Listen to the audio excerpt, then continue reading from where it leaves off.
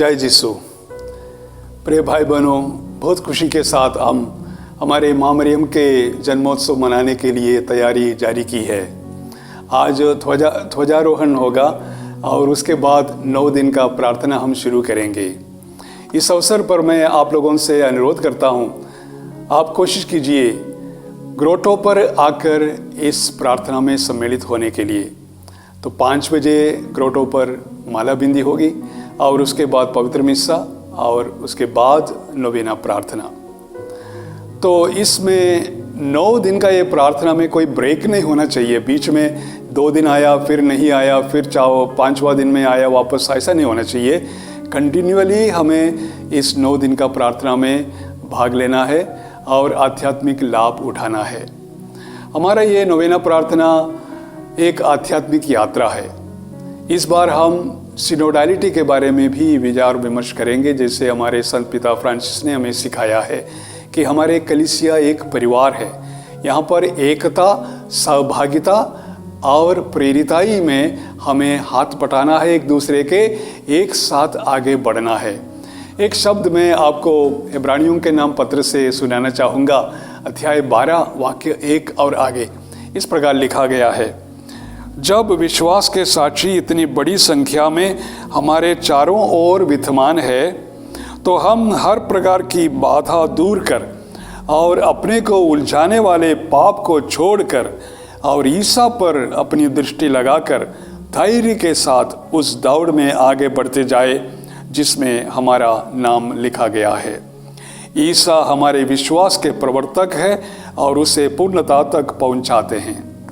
तो जैसे यहाँ पर लिखा हुआ है, सब संतों के साथ, सारे जनता के साथ, सब ईसाइयों के साथ हम एक दौड़ में है। हम एक साथ चलते हैं, आगे बढ़ते हैं ईसा को सामने देखते हुए। और इसमें माँ मरियम हमारे साथ रहकर हमारा प्रोत्साहन करता है और हमें संरक्षण देती है और हमें रास्ता दिखाती है। और जब हम मुश्किल में पड़ जाते हैं तो ज़रूर माँ के सामने आकर हम हाथ जोड़ेंगे, प्रार्थना करेंगे, उनकी सहायता मांगेंगे। देखिए, इस नोवेना का इस अवसर पर हम कोशिश करेंगे 9 दिन में बिना कोई ब्रेक हम इस नोवेना में भाग लेंगे। ये नहीं कि हम 2 दिन में आएंगे, फिर 1-2 दिन नहीं आए, फिर बाद में फिर से और भी आए, ऐसा नहीं। 9 दिन कंटिन्यूअली हमें ये नोवेना में भाग लेना है। और हमारे अड़ोस पड़ोस में जो लोग हैं, हमारे दोस्त लोग हैं, हमारे रिश्तेदार जो रहे, पड़ोस परिवार के लोग हैं, उनको भी प्रोत्साहन देना है हमें, उनको भी लेके आना है माँ मरियम के चरणों पर प्रार्थना के लिए। और इस सिनोडालिटी के बारे में आपको मालूम है, जो हमारे संत पिता फ्रांसिस ने हमें बताया है कि कलीसिया एक परिवार है।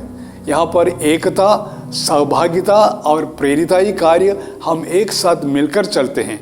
एक दूसरे से हम बातचीत करते हैं। जैसे हम एक साथ चलते उस समय में हम एक दूसरे से बातचीत करते हैं, हाल चाल पूछते हैं। हमारे आध्यात्मिक जीवन के बारे में भी हमें बातचीत करना है। हमें पवित्र वचन के बारे में बातचीत करना है। माँ मरियम जिन्होंने पवित्र वचन को अपने हृदय में रखकर, संजोए रखकर मनन चिंतन किया करती थी, उसी प्रकार हम भी उनके साथ बैठकर पवित्र वचन मनन चिंतन करेंगे और फिर आपस में हम बांटेंगे। इस प्रकार हमारा सिनोडालिटी सचमुच असल बन जाता है।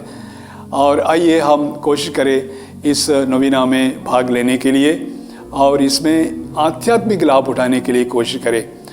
चाहे तो हमारा जीवन को हम बदल सकते हैं इस नोवेना के दौरान, क्योंकि अगर हमें पश्चाताप की ज़रूरत है, हमने अगर पाप स्वीकार नहीं किए, तो एक अच्छा आध्यात्मिक रीति से पाप स्वीकार करते हुए, और अगर हमने किसी से लड़ाई झगड़ा बना के रखा है, लड़ाई छोड़कर फिर मेल मिलाप करते हुए माँ मरियम के संतान बनते हुए, आइए हम इस नोवेना में भाग लेंगे और हम माँ मरियम का जन्मोत्सव बहुत धूमधाम से मनाएंगे और आध्यात्मिक लाभ उठाएंगे। इसके लिए मैं आप सबों को स्वागत करता हूँ। जय जीसु।